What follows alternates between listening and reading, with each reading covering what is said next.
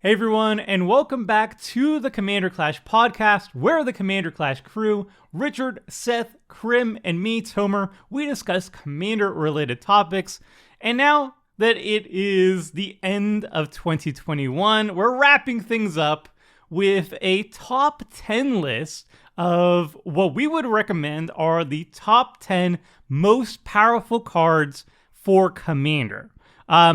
We also are talking from our own perspective of we're not CEDH, we're more like casual-ish or maybe even semi-competitive. So that's a sphere that we're actually aiming for. Top 10, if you didn't follow anything going on in terms of Commander products this year, and you're looking for just the best cards to stock up on from 2021 to make sure that they're going to be just good in basically any deck that you can put them in, this is going to be the podcast for you. So we're going to be doing the top 10, and then we're going to be doing some honorable mentions afterwards. Some cards that we don't really have a consensus on. There's going to be a little bit of a debate, but the top 10 are basically, we all kind of agree that these are going to be the best, and we're going to explain why.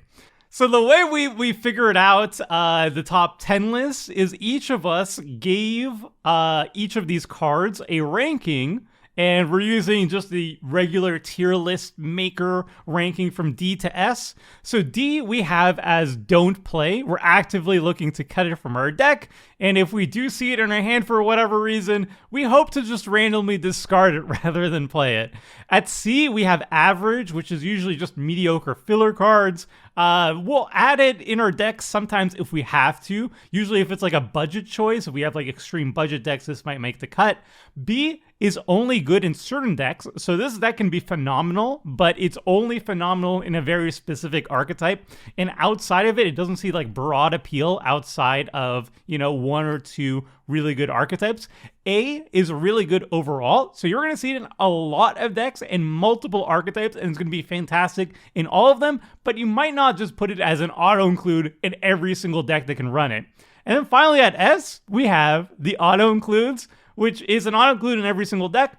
Basically, you're going to run this card in every single deck that you can run it, and you'd have to have a really good reason why you wouldn't. For example, like you're like nerfing your deck to run it, or like you're so heavy on a theme that this card doesn't fit the theme, so you're gonna make a reason why you can't run this card. So, but otherwise, S is like a guaranteed staple. Before we jump into the actual cards, though, if you would like to support the show, you can purchase the beautiful playmats on Richard's wall, deck boxes, sleeves, t-shirts, and much more by going to the MTG Goldfish merch store. The link is... one second. MTGGoldfishmerch.com. That's where you go to buy all the good stuff. So yep, that's how you can help. And also you can like and subscribe if you're on Spotify or iTunes or wherever. You can follow, you can like button, you can do all that good stuff on YouTube. You can subscribe to us as well. That all helps us grow and keep all this content coming. All right. We're going to start things by just going around the table, introducing the cards from number 10. Richard, kick off the top 10. What's number 10 on our list? All right. We have Burgi, God of Storytelling, from Kaldheim. Collectively, as a group, we've rated as an A. Individual rankings is ABBA. Richard and Tomer have it at A. Seth and Krim have it as B. And it's a two-faced card, front side. It's a 3-mana 3/3 creature. Creatures you control can boast twice during your turn, kind of irrelevant. Whenever you cast a spell, add red mana. Until end of turn, you don't lose mana as steps and phases end. And then the backside, I think is the more powerful side, is 5 mana, legendary artifact. Discard a card, exile the top 2 cards of your library. You may play those cards this turn. So essentially when I play it, I play the backside and I discard my whole hand and just like dig deep into my deck to do what I'm trying to do. So I really like it. And the front side you can use as like in a Spell Slinger or Storm deck, something like that. So pretty solid card, pretty versatile. Can also be your commander. You can also build a boast deck with it. Though I've never seen. I haven't seen it. Has anybody seen a deck with Burgi Boast Tribal? I've literally not a single one, not a single time. It's like that text isn't even there. Have you ever seen a boast card? Yeah, is there a playable boast card? Oh, there is. The demon. Yeah. Yeah, that's Varagoth. Yeah, Varagoth's yeah. pretty sweet. That's it. But Birdie's mono red, so it's really tough. Like if you want to build, you want Birdie as your commander because it doubles your boast, and there's like 4 boast cards that are red or something. So it's and it's a bad mechanic on top of that. It's a bad mechanic. I'm really curious though. A seems a little high to me. Like I had this at B. I like Birdie, but do you guys play this outside of like Spellslinger decks? Like, is this just something you jam in any red deck? For me, it's kind of like if I'm playing Spellslinger, I'm going to always play Burgee because it's really good. But in just a generic deck that has red mana, Burgee isn't something I really consider adding to my deck, honestly. I'm right there with you, Seth, on that one. I don't think I'm ever playing this outside of a Spellslinger deck. And if I'm not like loaded with a bunch of cheap spells or anything like that, or like I guess CDH, but yeah, like this is a card that I just don't often feel like playing ever. So I put it as a, what did I put it as?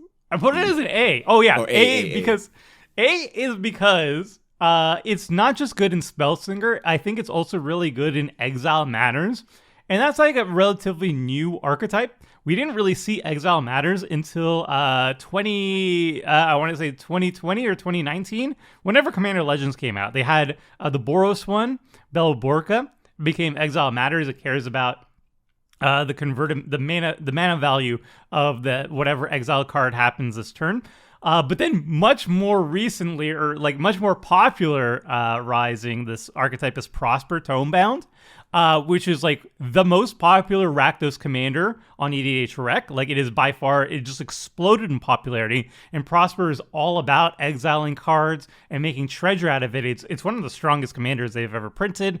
And I think this is like a trend that they're going forward too, with Exile Matters as a recurring theme. And Burgee fits really, really well. The backside of Burgee fits really, really well in those decks. But also the front side, yeah, it's only good in like Storm decks, but it's like one of the best cards in Storm. Like this, like the front side of Burgee basically lets you chain together so many more spells in a single turn than you normally otherwise could, and it basically enables you to storm off. Like in a Storm deck, you're making 10 or more mana, or if you have like buyback stuff that Burgee can actually pay for, you can just go off. Like this is like a key card in my Vadric deck, for example.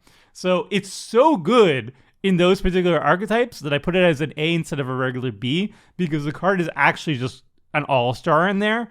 And those archetypes are so popular that I wouldn't call them like, sea monster tier or whatever, as some people have that sounds like a B to me. I'm a true A believer. I think that you just play it in any random red deck, and it's pretty decent. Like red card draw is not that good.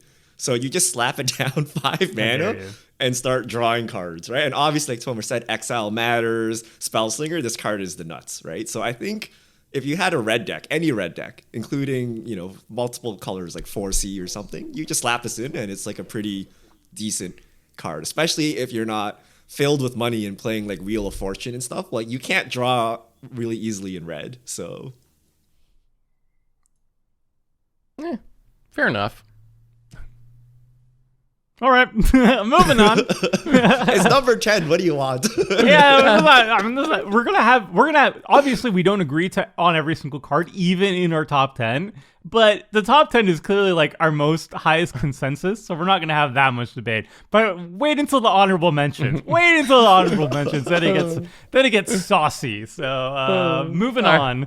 All right, number 9 on our list. We got a new white sorcery, the White Blasphemous Act, essentially. Vanquish the Horde, 8 mana, 6 and double white, costs 1 less for each creature on the battlefield, and it destroys all creatures. So once a game of Commander gets going, odds are this is going to be a 2 mana Wrath, a 3 mana Wrath. It's going to be pretty cheap, just like you see with Blasphemous Act, where you're often casting it for very little mana.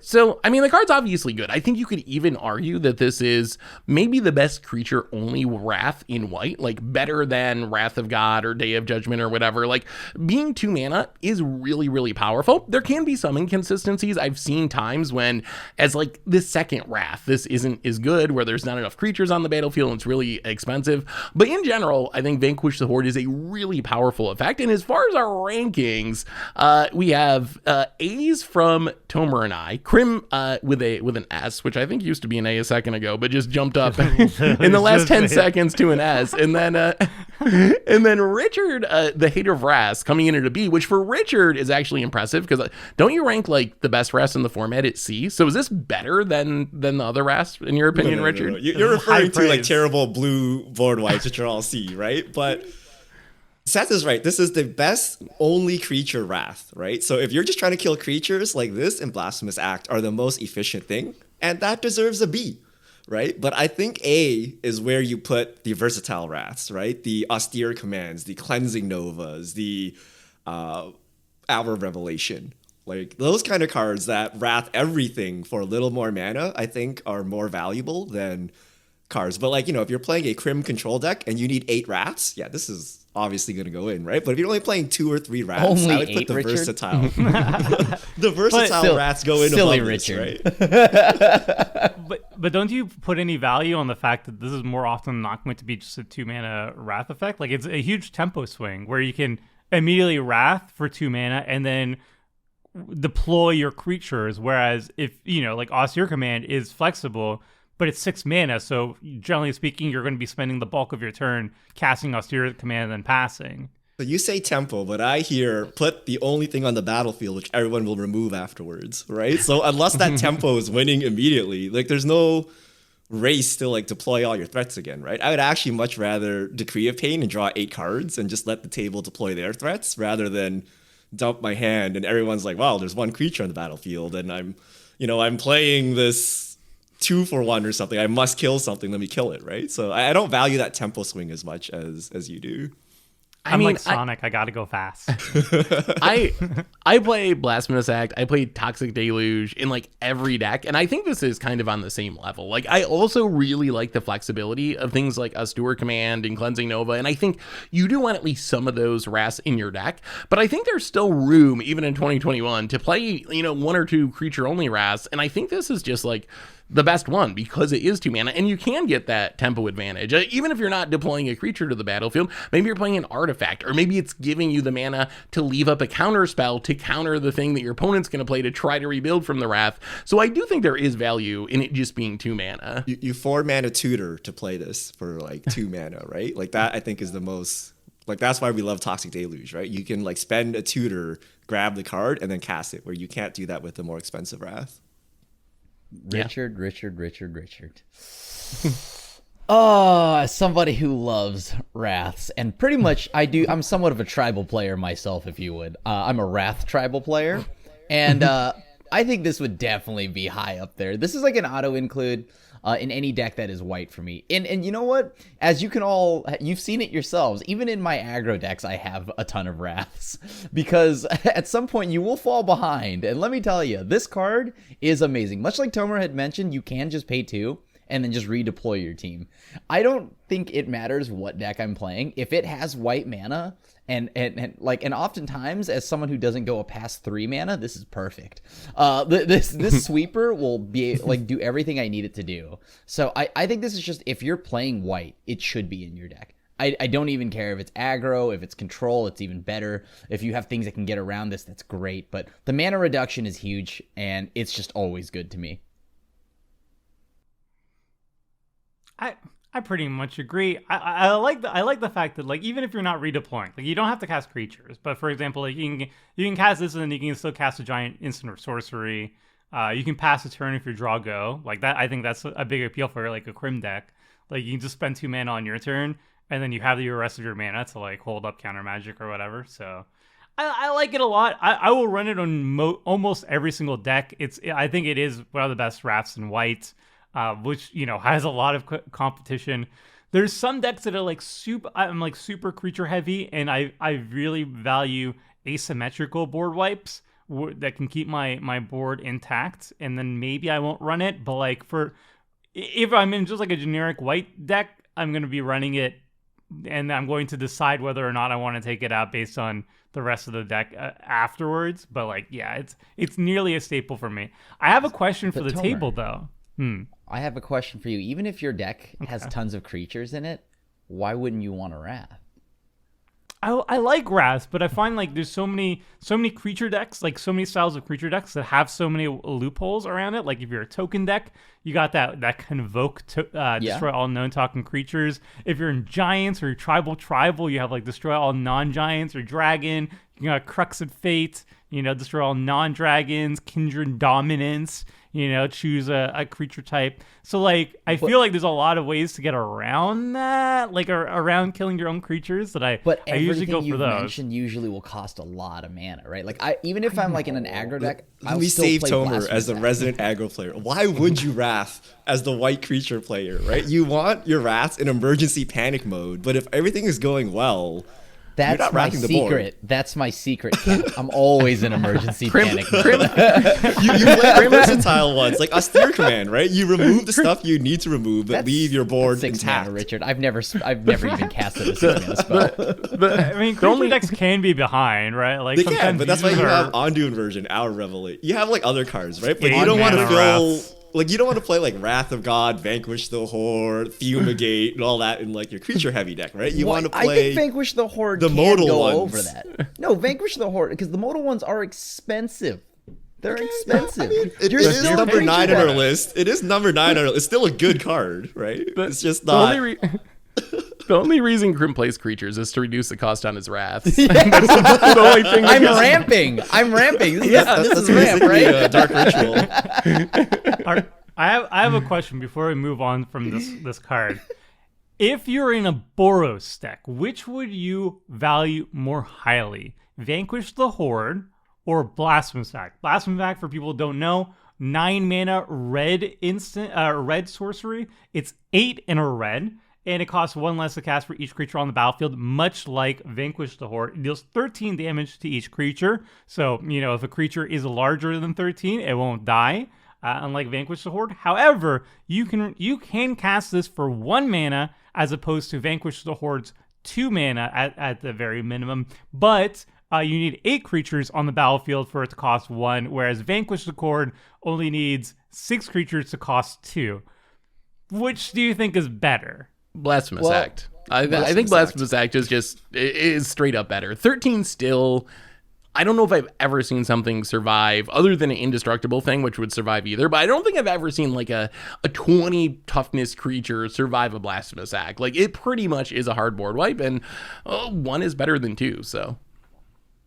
I do think that there's more ways. If you're in Boros specifically, there are more ways to abuse the fact that it's 13 damage. Like, let's just say a Boros Reckoner, or maybe you have stuff that makes it like you can't take non-combat damage, right? Like, so, like, there's lots of stuff like that in Boros. So, I think the 13 damage is probably really good there. But I think Blasphemous Act is like S for red, right? Like, and if you're in Boros, you're playing Blasphemous Act and Vanquish the Hordes. Like, auto include. 2 cards are already thrown in. Whether you're humans, aggro, low to the ground, or big deck, mid-range, whatever. You're playing both cards, both sweepers. I would say... I was going to just say, like, Vanquish the Horde is double white, right? That's a thing, right? So not only is Blasphemous Act cheaper, but it's also easier to cast. And like Seth said, like, the chances like that something lives through it is very low. I mean, it could happen, right? But... I think it's close enough to skew it in Blasphemous Act's favor. Yeah, I think Blasphemous Act's also my top pick. And also, like, if I am in a 5-color deck, I'll still consider running Blasphemous Act because it's just 1 red instead of double white. And, casting a board wipe for 1 red mana is, like, kind of insane. All right, cool. Cast tons of board wipes, and that's really fun. Just run all of them. Tomer, yes, you get it. No, after seeing control decks, I don't want to become that which I hate. It's okay. All right, you'll Crib, get there. We'll move on to number 8. Take it away. Number 8 or number 9 on the spreadsheet. It will be number 8. 9 on the spreadsheet. Okay, so yeah. Oh, right. But number 8 on our list because we're skipping the one on the Excel. Okay. Whoops. Our production is ruined. They know the secrets. The No, immersion. illusion is gone. The immersion. Okay. I'm actually We have a in front tier of a list green behind screen. us. Don't you see it? Okay, so number 8 on our list is Ignoble High Arc. which, for those that don't know, Ignoble High Arc is pretty much the Noble High Arc, but for Jund. So it adds a green, black, or red, and it has Exalted, and it's a 1 mana 0/1. And yeah, like I've got it currently rated at a. Let me see here. Hold on. Where did this thing go? B. Thank you. I have it rated The rest a of B, us A's. and everyone else has it an A. I don't know. I mean, is this that great? Are like Noble High Arcs good? I mean, Like it's the best mana dork in its colors, basically. So, Right. Sure. Like in the yes. Jund colors, it's great, and like Noble High Arcs are like cool. I don't know. I mean, I think these are fine in like some decks, but I'm not like really ever all that high on mana dorks. So 2021, return the mana dorks, baby. Everybody was down on it.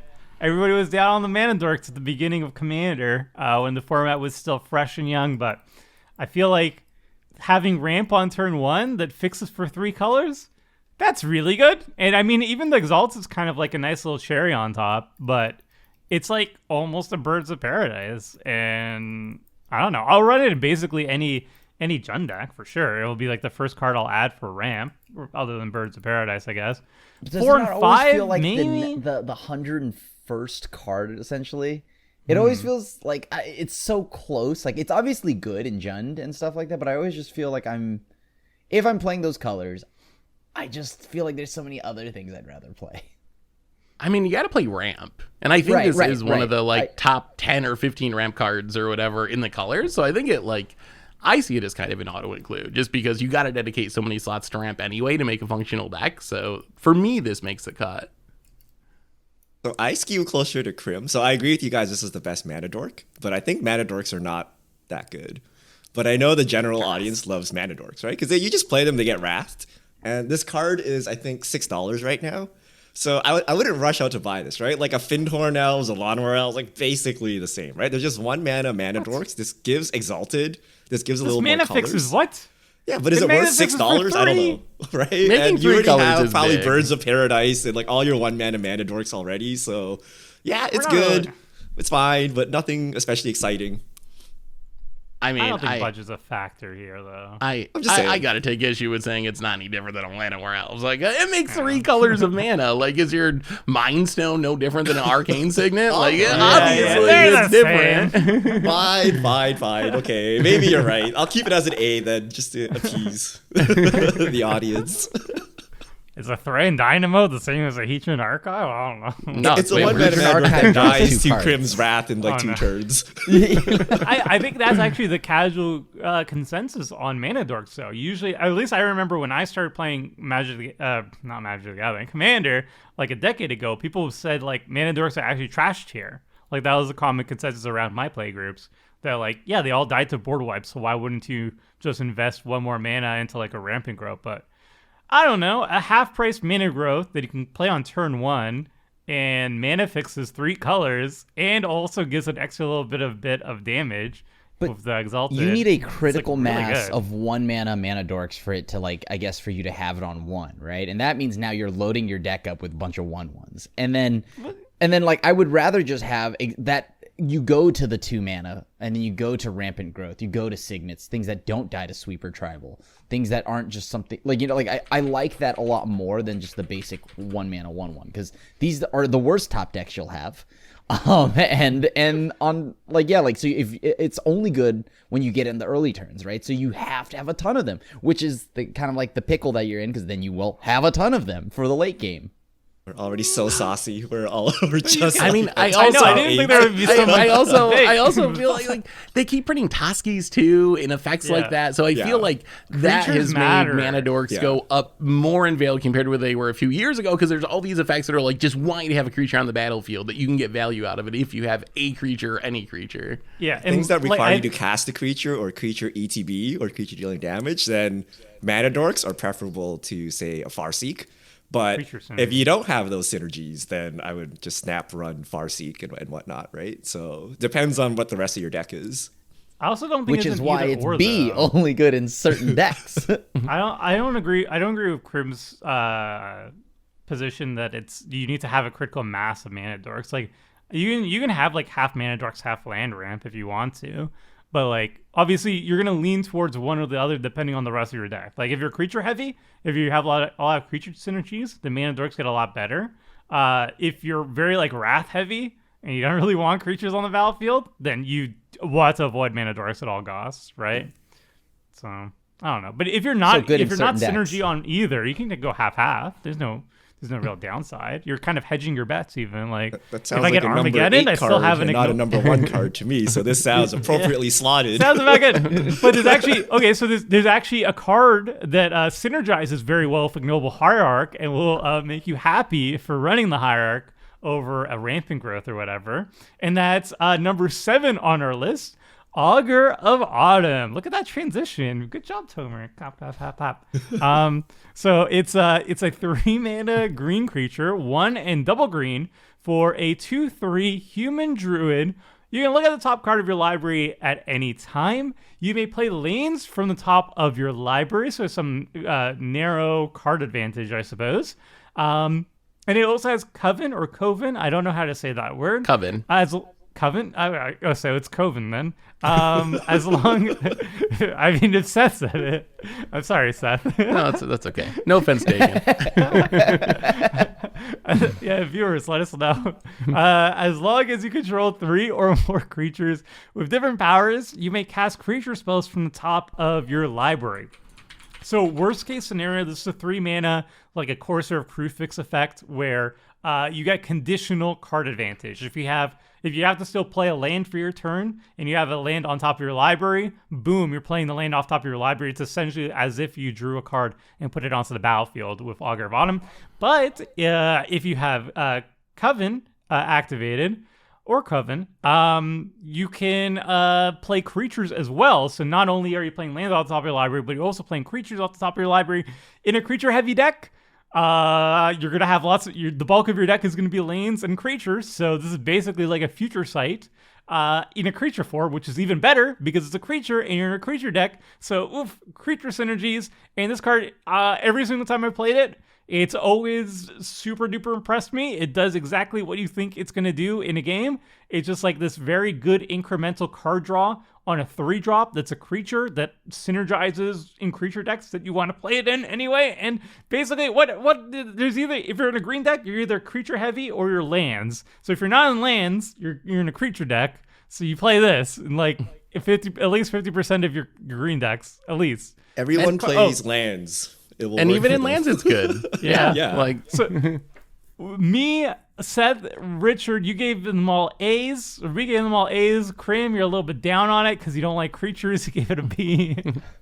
I think the card's very good. It's a strict upgrade over like a Courser or anything like that. It's awesome. And like, why not, right? Like the upside of if you do have like the Covenant abilities or whatever, like activated, it's awesome.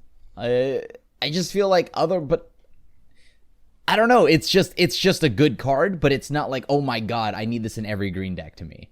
Because again, usually at the 3 slot, I just feel like that's where most green decks are doing better things. Like it's like this is a great top deck, but I feel like they're usually setting up playing something absurd. I don't know, some random really powerful card because this whole list is pretty much green. Kodama's Reach. Yeah, legitimately, Kodama's Reach I think is better than this. What? Yeah, Kodama's Reach is legitimately right, better than I mean, they're very very different cards. I mean, I think you can construct a green deck that would not want Auger of Autumn, but I think like a huge percentage of green decks, like you're going to get value out of this card. It's really, really unlikely that this card isn't going to give you enough value to make it worth its 3 mana cost in a slot in your deck. It is very much so a powerful card. I think it's a solid B card. But for the most part, I just think that there's better things you could be doing. Kodama's Reach is like actually just ramping you. And I think getting ahead on the resource race is going to allow you to do so much better than just a 3-mana 2/3. Oh, but this is a card that's fine in the late game. Like it's like this off the top in the late game is fine too because you probably have creatures with different power and you can play stuff off the deck and it's only 3 mana. So like I don't think it's competing. Like sure, Kodama's Reach is like maybe the best green card in Commander or something, or like on the short list, and this might not be quite there, but I don't think it's like an either or proposition. Like, because I'm playing Kodama's Reach, I can't play Auger of Autumns. Like, I don't really see it that way. I don't. I mean, even it's shuffles for you. It's not like It's not like this or Kodama's Reach, but like Combo. I do. It's a good card. I mean, it's like that. I agree. It's a good card. Okay, Grim, I got it. This is deck thinning because you get to play the land off the top of your deck. It's a land out of your deck. But Kodama's Reach is like really good deck thinning, you know? That's only 2 deck thins. Yeah, but it's like instant, right? Because like this could die. You know, like tomorrow is not promised, and this creature may not make it to the next turn. So I don't like anything that sits around and doesn't immediately like do something upon entering the battlefield. It does though, right? You can play it on turn 4 to play it and then play the land off the top before someone can interact with it. But that's I would fine. say this is still an A card, even without Coven. Like, a Coven is just a nice bonus. Like, without Coven, I think this card is like definitely on the lower end of B. Like, Courser Coven is a why commander staple, right? This is basically Courser without the life gain and without the extra. Is Courser a staple in the year 2021? No, people play Courser, no? People play Courser. Did I boomer magic myself? Like, no, yeah, I think that's boomer magic right there. Like, I would just play this to play lands off the top, right? It's just like really slow card draw, and it's a creature, and then you get the bonus of Coven sometimes. But I'd play with Coven removed, and I still think it's A.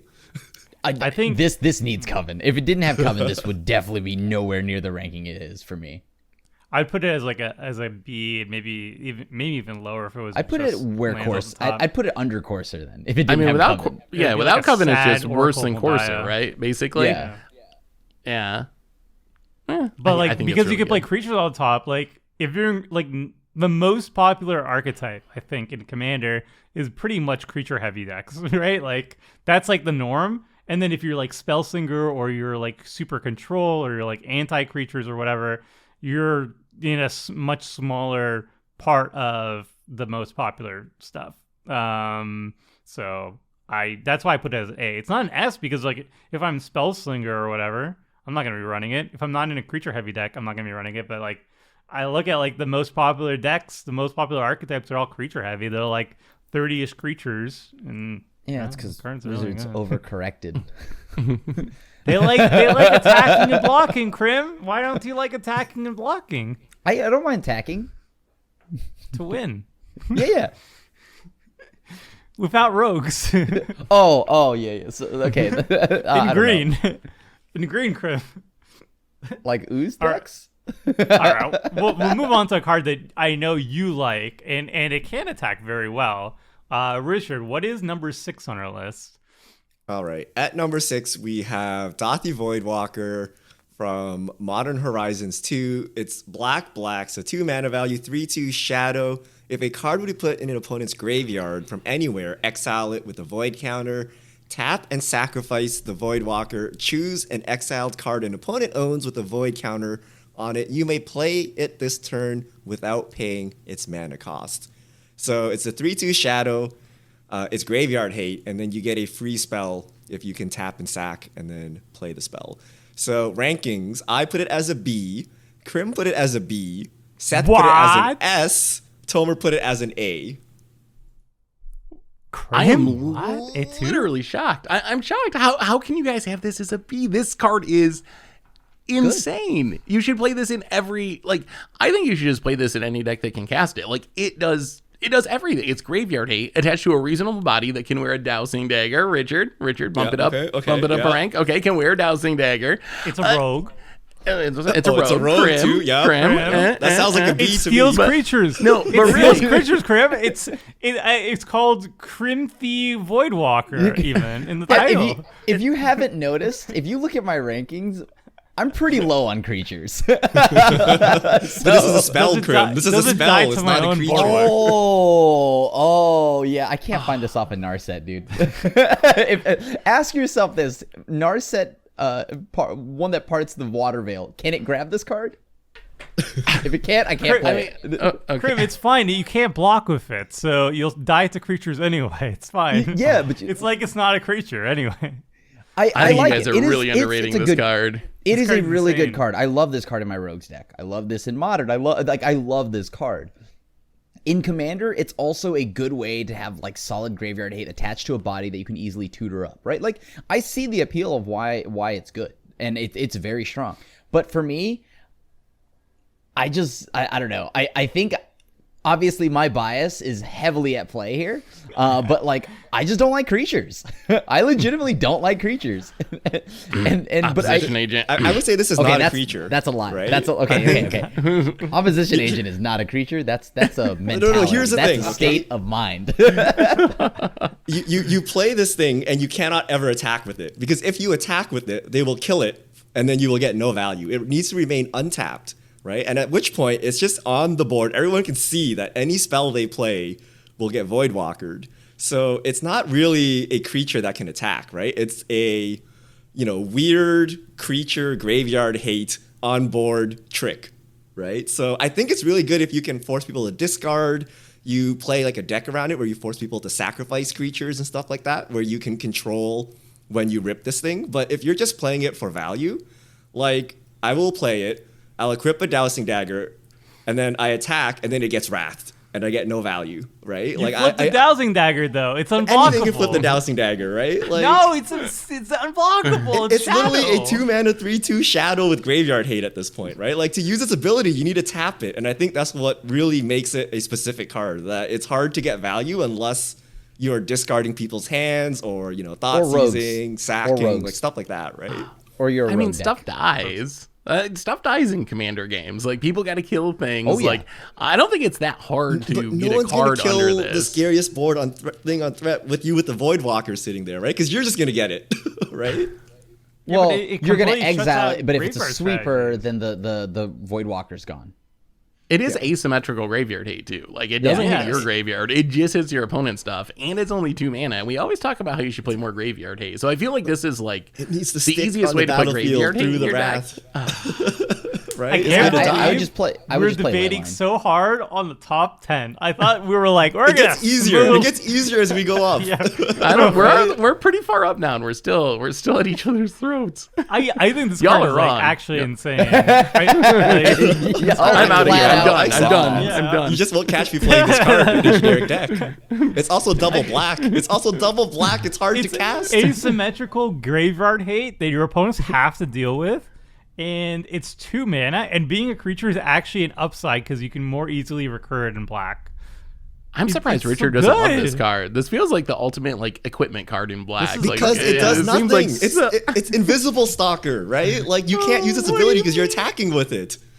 but that is just like upside. It's like an invisible stalker that's also a leyline of the void. I don't play like, invisible how can stalkers. you say It's no? but it's an invisible stalker that says your graveyard shenanigans are turned off until you deal with my 2-drop. Like, and I'm smacking you for 3 each turn. So if this had I want vigilance, to. then I agree with you guys. This is like S to A, but it does not have vigilance. So this ability is very hard to actually get proper value out of. I do know You what could just Richard's not saying. attack, I Like, guess, with it. I do know what you're saying. There is tension between like, do I attack with this because then it's tapped and I can't cast something. I can't cast something with it. But I don't think that kills a card. Like, I think even like. Even with that being a drawback, it's just so powerful to hate on your opponent's graveyard. Even if you couldn't cast anything for free, this would be a pretty good card in a lot of decks. Just like an unblockable 3/2 that incidentally hates on everyone's graveyard. Even that would be really good if you didn't have the free cast mode. And the free cast mode, it's very swingy, but it can just be game winning. Like, there's times when you're getting an 8-mana spell or something, and this is just like a 2-drop that wins you the game, essentially. I agree Yeah, with it's pretty that. good. B. It's pretty good. B. B for boo. I agree. It's number 6 on the top 10 list. It's yes. pretty good. B. I Amazing. Alright. fully am there with you, Richard. Amazing in mill, amazing in rogue decks, amazing in like ninjutsu decks or whatever, which are gonna Actually, get no, because even I more. want it on the board. I don't want to return it to my hand ever. But it's a 2-drop that has mega evasion. Yeah, All but right. Mega okay. evasion. Well, yeah, okay. We B. gotta put like a 3-mana 2/2 shadow on this list. Like, where do you guys rank it? Is it you're like, B? it's like an invisible stalker, Dothy, but like, what what's about the other Dothy? what's like? Okay, it's not an invisible stalker. It's an invisible stalker that also shuts out all It's graveyard better than strategies, invisible and stalker. you It can is crack better. it to cast a spell for free. You don't have to pay mana if you exile an opponent's Omniscience or whatever big spell they have, like anything, even like a Smothering Tide, you're still cracking Wait, for free. They You've have to exiled the Omniscience? How have you not lost? They've played Omniscience. No, you mill it. You Yeah, you mill it. You mill it. You need Okay, a specific okay. deck to make it work, right? Yes. Yeah, it's good. It's good in specific decks. I love it. It's Ah. It's a rogue deck. All All star. right. All right. I can't help. All right, Hit us up with number 5. Maybe it'll get easier. This This one yeah, can't maybe- be controversial. There's no Yeah, way surely. number 5 can be Surely. controversial. Number 5, Yavimaya Cradle of Growth. Yes. It's green Urborg. It's a legendary Yes. land. You play it. Each land is a forest in addition to its other land types. It's literally Urborg, Tomb of Yawgmoth, but for forest, for green mana. I have it as an S. Tomer has it as an S. Krim has it as an S. Richard has it as a B. So my argument for this card is it's not as good as Urborg. Not as good as Urborg because it doesn't have the Cabal Coffers shenanigans. Like, you don't have this combo that's really powerful. Green has everything. Every creature is a Cabal Coffers. Everything green does is a Cabal Coffers. So that's But why I they don't have know. another one. But I don't know why you wouldn't play this in just literally every deck. It's a force. It comes into play untapped, and it has the upside of fixing your mana. Like there's so little opportunity cost. good. Maybe there's Yeah. an argument in like. Maybe in 5 color decks it's bad, but even there it's like a dual land essentially. Yep. it's like still hell like it's yeah. you Run can't it- fetch why it would you out. run I it in- guess in- like in you can't 5 fetch it color? out. You can't fetch I it out. run it in guess. my blue decks. Like, but there's really no Richard, explain this B to me. Okay, Why would okay, you okay, not I play swear, this card? Okay, YouTube is always like, or Spotify people are always like, yo, Richard's just a contrarian. He just wants to. This will be the contradict everyone. thumbnail picture, by the way. This Okay, is gonna be all and S's, I and even then asked- Richard's with the V. I even asked in group chat, I asked Yodok, I'm like, what am I missing about this card? Why is everyone ranking it as an S when I see it as just, a forest that's not a forest? Is there some combo that you can do with this, right? Like, like Orborg, I get, because you have coffers, you have all of these, crypt gas, you have like all these things that combo with it. This has no combo. And Nissa. Nissa. And it Who shakes the world? that's all not, your that- force to me, tap that's not for good additional enough, right? mana. And you need me, basics, that and I often Planeswalker have a has lot of terrorized trouble me for putting years, enough Richard. basics in my deck. So I don't see the point of playing this non-basic. Like, yeah, it fixes your mana, but you're in green, your mana's probably fixed. And it's not fixing it in the right way, right? It's just making everything green. So if you're in a 5C deck, it doesn't fix your mana base. So I don't see why you would play this and just play another forest that you can actually ramp into with your ramp spells. So I haven't heard is anything. so like you guys low. are just saying like think there's of- nothing. think of the Like you might as forest well, but like synergies. why should I? Like what's the combo? Like what am I doing with it? Acid rain. You're casting your spells. You're casting all of your spells. Like it's You're giving you blowing up all the mana lands? you need. So like your 3 color deck, you play this. All of a sudden, your Blood Crypt. You're playing John. Your Blood Crypt is now a triome. It's tabbing for all 3. Like I don't in the see the cost, value there's of just that. no cost. There's so little cost. I guess there's like a tiny cost of it does take up a slot that you can play in a basic that you could get with a Kadama's Reach or something, but that's like pretty fringe. Like that's what I was thinking when I mentioned 5 color decks. I do run into that problem with 5 color decks where I'm having a hard time getting enough basics. But outside of like those really fringe scenarios, wow, there's just like no cost to playing this. So why wouldn't if you play you're it and have a playing bunch of dual green, lands? You can play all the green ramp, which means you can fetch triomes, which means you don't really have mana issues. And if you have mana issues, you're trying to get non-green mana, right? So, and like I think now we have so many good utility lands and color fixing that it actually matters, right? Like I play decks with 0 basics sometimes. So like why should I like the upside to me is not there, right? Like the that's upside is not dangerous, there. Richard. Triumphs enter tab. There's I literally run this in my no 5 color downside to deck. playing this. I think that's the, The thing. There's downside I just have is to- you can't what play is- more basics. The right? You downside, can't- the downside is, it's not a basic. It doesn't not have the real basic bad. land type. I- It enters the battlefield. It taps for 1 color, but like okay, so now all your utility lanes like your Reliquary Tower, your Strip Mine, your whatevers, they all tap for green. Your non-green lanes, all of them tap for green. Like Seth said, they turn them into triumphs or whatever. I run this in my 5 color deck. Like I have like 2 basics in case of like a Path to Exile or whatever. But like I have a slot that I put the this one in, and now all my non-green lands now tap for green. It's fantastic. It's great. I love it. And I run Urborg 2 for the same reason. My non-black lands now tap for black. Like why not? Like it's great. Like it just fixes your mana for such little cost. It's a non-basic and it enters untapped. It doesn't even enter tapped. All right. I I fully understand all your arguments, and I agree. But I don't agree with the conclusion. It's good at $5. I was thinking there was some combo I was missing, right? Like, like this There thing. is. And don't tell me Rain. Acid Rain. Acid Rain. not a That's a combo, combo. I mean, it is also worth mentioning that this isn't Coffer's good, but there are a decent number of Forest Walk legends in green. This isn't why it's a S tier card, but this does turn everyone's lands into forest. So if you're playing Eladrami, Chatterfang, like there is a way that you can give your opponent forest. So that's a combo that counts. Well, I right? mean, like people are saying there's no coffer effects in green, but we know there are coffer effects in green. There's Nissa, there's Vernal, it was Vernal Equinox or whatever. It's another one that does like your forest staff for double. So like these things exist. There's stuff where it's like X equals the number of forests you control. It's not like Wood not like it doesn't Elemental. exist. Think of all the force you could sacrifice to Wood Elemental. Wow. combo of it. That is a Turns combo. hilarious. All That's right, a I'm done combo. with this one. You guys can't convince me. That's a All right, combo. we'll move on to something that's less controversial. How about that? right. Krim, take it away. Your favorite card. Oh my god. Okay, so the next card on our list is Toski, Bearer of Secrets.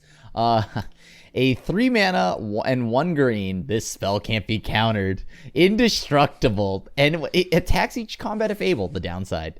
Whenever a creature you control deals combat damage to a player, draw a card. That's right. Not just itself.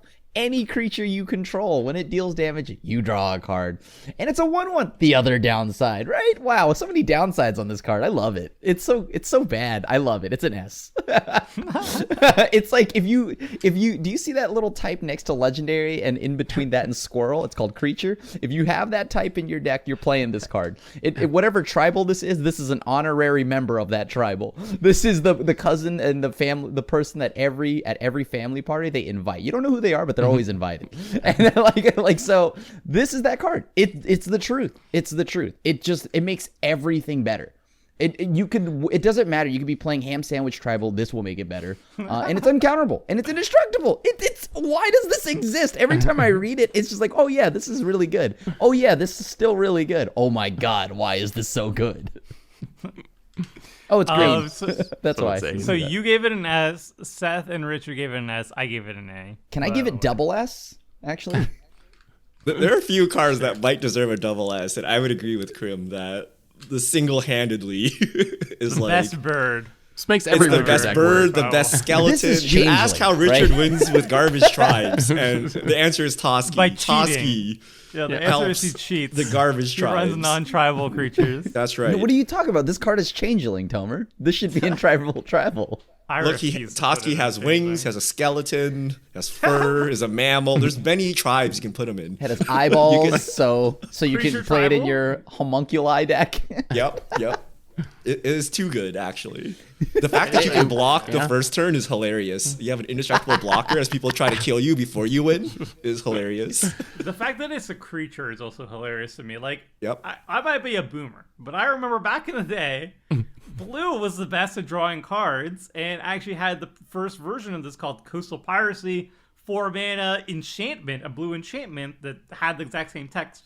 Couldn't be. It didn't have that can't be countered effect. It didn't have indestructible, and actually being a creature is like 10 times better because Toski itself can draw cards. Coastal Piracy can't draw you a card. You need creatures. Every variant in blue requires you to have other creatures to do the thing or like some hoop. Toski's just like, nah, by myself I can draw a card. Sure, it's a 1/1, so it's easily blocked. It's also So, like, cheap. It's like $7. Yeah. There's no reason not to play this card unless you don't have creatures. That would be the only excuse. If you're playing a Crim deck that has like 2 creatures or something, then that's not going to be worth it. But as long as you have a reasonable you play it and you can- wrath, and then you can draw a card. Yeah. I mean, I've beaten Very people down good. with a 2/1 before, so indestructible 1/1, I'll take that, It right? breaks the mirror match too, so you don't have to worry about being countered on the way back. I put it as I'm pretty sure just having this card in your deck increases your credit score. So like So why no S from you, Tomer? What keeps it in an A? It's close to an S for me, but I won't run it in creature light decks. Like if I'm not a creature heavy deck, I'm not running Toski. Even though it's like the most busted form of creature card draw they've printed almost ever. If I'm not in a creature heavy deck, why would I run this? Is there Is there a non? Yeah, is there a creature heavy green deck, though? non? Well, if I'm like in a 5-color non-green creature heavy deck, I'm not running this, right? If I'm a 4-color, not running this. Reasonable. Like if I'm like in a Traxxas Super Friends, I'm not running Toski, Bearer of Secret. I mean, maybe there's Actually, enough no, I still Planeswalkers would. to make tokens. Because because they make tokens, and like I'm not even joking. Like legitimately, lots of planeswalkers make tokens. All right, that was maybe a bad version of it. Maybe it's like energy tribal. I don't know. Like You probably have a creature that makes energy, right? I'm sure decks exist that wouldn't want Toski, but I think they're very few and far between, especially green. I think they like they outnumber the number of decks that won't want to auto include Toski. When I looked at all my green decks, I noticed that not like about half of them would want Toski, and the other half have integrity, so I don't want to run it.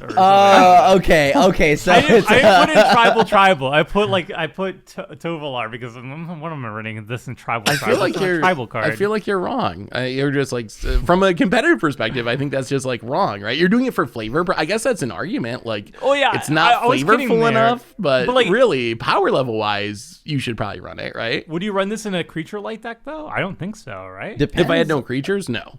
If I had 5 creatures or something, no. If it's like Spell Slinger, 15 no. creatures. Yeah. 15. I would Depends. run. Depends. Like 15 what is is probably the deck? enough. As Yeah.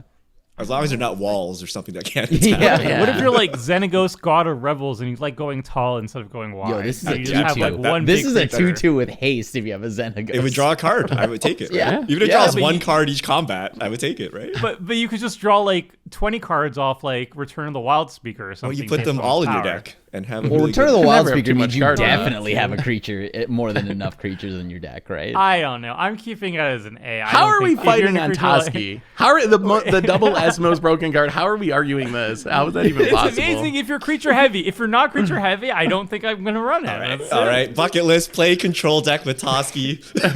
Let me show you the power of this little squirrel. I've seen the power of the little squirrel. I also the fact that it's a creature in green, the best color, like the best support card, best support color for creature tribal. You have the most creature tutors. You have the most creature everything. Like it's so dumb. I can't believe Toski was printed. Anyway, What's the next card? I think it's on me. Is it on me?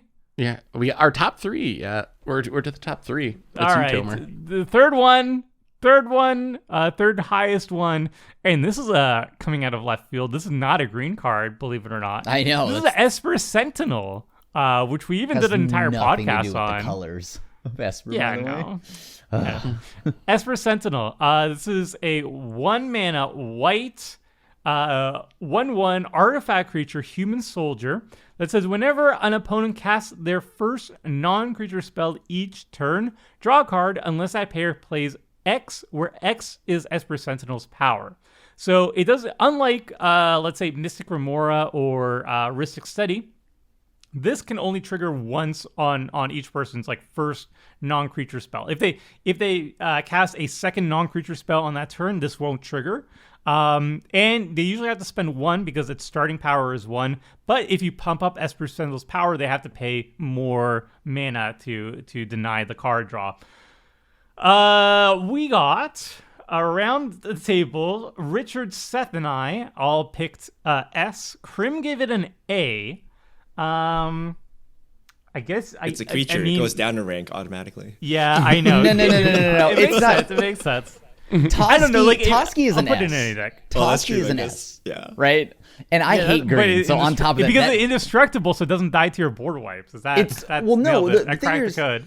the Esper Sentinel dies to everything, right? It dies to getting artifact removal, creature removal, and all of that. And it's a 1/1 at the end of the day. Unless I'm using, like, I have this deck in my humans deck and an artifact deck, and that's it, right? And if it's in my humans deck, it makes sense because I can increase the power, and even then, it's just like, it's still very good, right? It's very much so card draw and white, so that's super solid. But at the end of the day, it is a 1-mana 1/1 for me. And I don't think I need that in every deck. So I just think it's a good card. It's a very good card. But just like as an A is really good overall, and that's what it is. I don't find it to be like an auto include in everything that I play that has white. It's close. Like, I can see where you're coming from, although, like, I'm sure there's some 5-color decks where I don't play it, but pretty much any white deck, this is one of the first cards I slot into the deck. Like, because it's only 1 mana, you really only need to draw a couple of cards off this to have it be worth it. It's not like you need it to stick around and draw you 10 cards. Like, the cost is low enough that I'm perfectly happy if I can play this, draw 2 or 3 cards, and then it dies. Like, whatever, that's perfectly fine. So I pretty much start with this card in all my white decks as one of the first cards I add. You just listed Ancestral Recall, and you're happy. I'm happy cycling. If it cycles itself, I'm happy drawing 3 cards for one card is good Okay. enough, right? And it often draws way more than that, right? Like, as long as it draws 1 card, it's a creature, it carries equipment, it's an artifact, you can tutor it. So yes, it dies, but it just needs to draw 1 card, and you're break even. It right? dies for me isn't even a big thing. Like, it legitimately, it's just an okay effect. Like, it's very strong, it's very good, but like, it's not like something that I feel like it needs to be in every deck. I can see And it just feels like the art. I want to take advantage of its artifact type. Like, if I can do that, then that's great. Or the fact that it's a human. That's when it really stands out to me. I'm gonna run in every deck. I don't even have to think about it, like because yeah, it's better in certain archetypes. Like if you're in an artifact deck like Brea, it's a little bit better because it's an artifact, so you can tutor it up easily. If you're in an equipment deck, obviously it gets better because you can pump up its power, it holds equipment really well.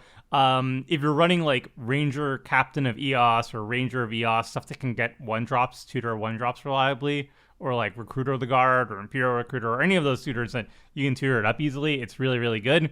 Really good with like Sun Titan effects and stuff like that. But like, I don't even care about all of that stuff. Like, I will just put it in a generic deck. Like, I don't care what the deck is going to be doing.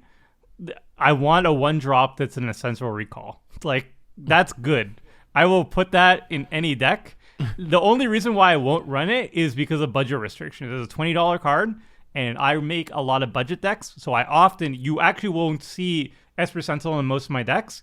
But if budget is not a factor, I'm just gonna jam it in. Like, I don't care if I'm in whites, I'm putting that card in. It's gonna draw me like 1 card, 2 cards. Sometimes if I'm super lucky, 3 cards, maybe even more. Who knows? And I'm super happy. And I don't care. It doesn't require you to have any synergies in the deck. It's just super good. You can just take a white deck. You can just put Esper Sentinel, and 9 times out of 10, the deck got stronger. So that's like the definition of S to me. Just take the deck, put it in any deck that can run it. Does the deck get significantly better? Yes. It's an S. Done. Easy. Boom. Spiel. Done. All right. Crim, our number 2 card. So this Getting card, there. the World Tree, as you know, is a card that is just, it enters the field tapped, but then and then adds a green, and as long as you control 6 or more lands you control tap to add for any color. This is an amazing card, and I have it at S, but I believe it's only really like, what, can you only play this in 5-color decks? Yes. Only Can only so- go 5-color so- decks because it has the mana symbols, yeah. Right. So I guess like my rating on this is an S. It's an auto include, but then is it not a B because it can only go in certain decks? Auto Well, it includes goes all into decks that any can deck. run it. Yeah. So if you Okay, produce okay, 5 colors mana. It's kind of a cheat. Yeah, it's Okay, kind of a okay. cheat. Like, it kind of feels like a B based on our own definitions, but our own definitions is worded in a way that if you would put it in any deck that can run it, Okay. it's true, Then- but only then yes. 5-color decks. In every 5-color deck, this is going to go in it, right? This card is just so Hell yeah. good. There's literally no cost for this, and it fixes your mana so easily. It blows my mind this card isn't more heavily played. Like, on EDH Rec right now, it's 27% of 5-color decks. 27, and it's It should only be 100%. It's like a $2 to $3 card. It's not like this is some $20 really expensive card. I know if you're like on an ultra budget, maybe a $2 or $3 land is a bit too much, but really it's not that expensive. It really should be 100% of 5-color decks. Like, there's no reason not to run it. The mana fixing is so good. I think it should be 100% of 5-color decks. If you're ultra budget, you should definitely buy this because that means the rest Yeah. of your lands are a little janky. This fixes everything. You're also ultra Yeah. budget in 5 colors, so that's hardcore. Yeah, you And definitely. that means you're playing basics, Yeah. right? Your mana's Yeah. not good, and World Tree will fix all of this for the low cost of $3. So yes, you should just buy this. It goes in every 5-color deck. It makes you not have to be a good deck builder. Like I can't build mana bases anymore because of this World Tree, right? I just like slap some random lands in, and I'm like, okay, World Tree, tutor it up, call it a day. Expedition right? map. All right, we're good. Yep. So that good? it also has an extra benefit, not just if you're not a good deck builder, but also if you're not a good Magic player like me. Like you could turn out, like remember when we talked about mana rocks and I said how much I love Chromatic Lantern because I no longer have to think about how I tap my lands because I always do it wrong. Hell I'm yeah. smooth brain. Yep. I'm smooth brain. I don't want to. I don't no thinky. You know what? No thinky in Magic. Sometimes you all just right? gotta go burr, and I'm here for Yeah. that. Like I And like now I- World Tree is just like, don't even think about it, bro. Just tap however what you colors want. you It's all at? good. Doesn't matter, dude. Here you go. I Just love match that. the number of stuff you tap to the number you want to cast, and that's good. You don't have to think about the colors. No colors. All colors good. So I love it. There is a downside, obviously. Like on the early turns, it enters tapped, so that is a downside. And it only taps for green, which is a little bit not great in a 5-color deck. Like if it only taps for green, you generally want mana fixing on all your lands. But like once you get to 6. It taps everything. The upside is like super ridiculously good.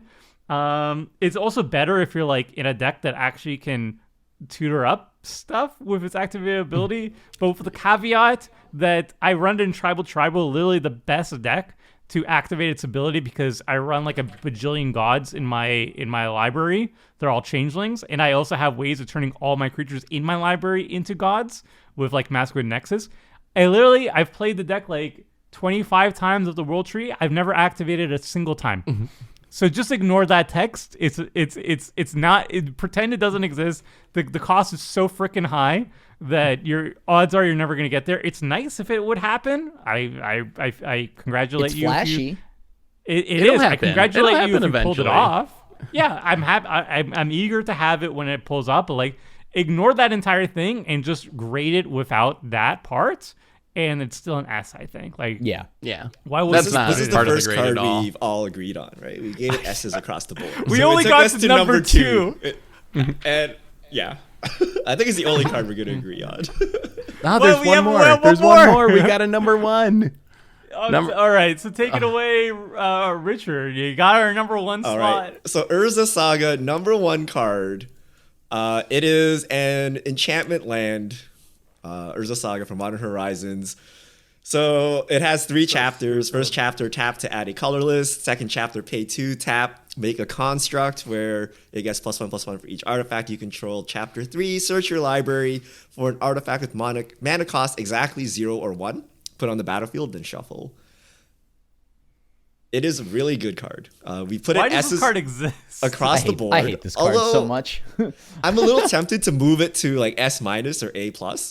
So here's the normal play pattern, right? You play this in any deck. Worst case scenario, you tutor up a Soul Ring on the last thing, and then you're up mana, right? So you actually made mana, and then you have additional utility of making 2 constructs if you feel like it. Really good.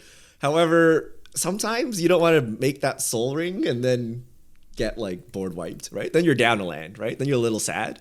So that is the only downside. But other than that, you get a Soul Ring. Other targets would be Wayfarer's Bauble, Shadow Spear, I don't know what other- Skull Clamp, Skull Expedition Clamp. Map. Expedition Soul Map is another big Ring. one, right? So that upside is usually very worth it because worst case you could like Expedition Map for another land if you really wanted, but Soul Ring puts you mana plus, right? So that's why we play in all decks, 5 color included, and it's S. And even better if you run equipment and actually have artifacts for those constructs, emergency blockers. You're And I mean- Enchantress. It's an enchantment land because reasons. They got to have a reference to Urza Saga, guys, to make it a I've little never better. seen that so it triggers matter. Constellation. I've Well, never if you actually got- seen that part matter, but I'm sure it can in some scenarios. I have it in all my Enchantress decks because, like, Archon of Sun's Grace, for example, trigger Constellation abilities, or yeah. what's it called? There's two card draw ones. There's Cetacean Champion. Cetacean Champion, yeah. And That one, and then there's Eidolon of Countless Blossoms, Eidolon Blossoms or something like that. Like, why not play a land and draw a card? Like, it's so dumb. What a stupid card. The card is it's insane. And remember, we're playing Commander. In Commander, most decks have a bunch of artifacts because they're playing mana rock. So those constructs, it might not seem like much, but a lot of times if you're playing this mid game, you're just like incidentally making 2 mana 5/5s or 10/10s. Like the card's just absurd on so many levels. Mistake. It really This and Toski might are like be. the two ones that are like, what are you even doing? The greater issue is this card's so expensive. It's $33 because it's played in all the 1v1 Modern formats. So this one hits hard, right? Like you're like Toski, okay, it's a little expensive, right? World Tree, at least I can pay, but this one is like modern staple. You gotta fight all those dirty constructed players for this card, right? So this one hurts a little. The trick is you just buy like a 50-cent Urza's Tower or Urza's Mine and just Sharpie and make a nice little proxy there, write Saga in, and you got a 50 daily cent version. reminder to our listeners that proxying is free. As long as you're not taking this to a tournament, you can write on a Sharpie whatever the heck card you want, and it will still play the exact same. Just saying. Just saying. The other day, I traded this into my LGS because I just decided I'm going to buy a Modern Horizons 2-pack and just see how far I can go. Just trading in what the thing I opened. Were you done in 30 seconds, Grim? No, I went like 9 packs deep. I do. That's pretty good. Yeah, I was running hot. I did feel a little weird that afterwards, like I did trade in an Arid Mesa and this. So I probably should have kept some of those. All right, well, it took us a little over an hour, but we got there, and a lot of debate, but we got there. So our top 10 that we have reached a average consensus on is Burji, God of Storytelling at 10. At 9, Vanquish the Horde. At 8, Ignoble High Arc. At 7, Auger of Autumn. At 6, Dothy Voidwalker. At 5, Yavimaya, Cradle of Growth. At 4, Toski, Bearer of Secrets. 3 is Esprit Sentinel. 2, The World Tree. And our number 1 pick, Urza Saga. Why did you have to print this, Wizard of the Coast?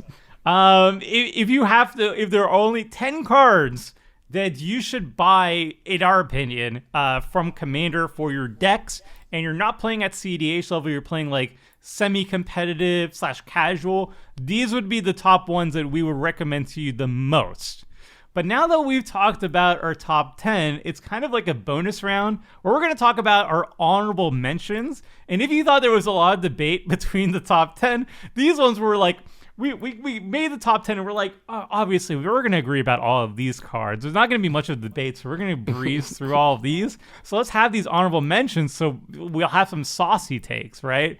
Because we'll disagree a lot of these. So if you thought the top 10 had a lot of disagreements and differing opinions, oh boy, you're in for a treat. Because we're going to talk a little bit more. And we're going to kick things off. Seth, which is your first honorable mention for one of the best cards from 2021? So my honorable mention is a card that many of you have ranked pretty highly. I personally have ranked pretty low, and that card is Culling Ritual. So Culling Ritual, 4 mana, 2 a green and a black, sorcery.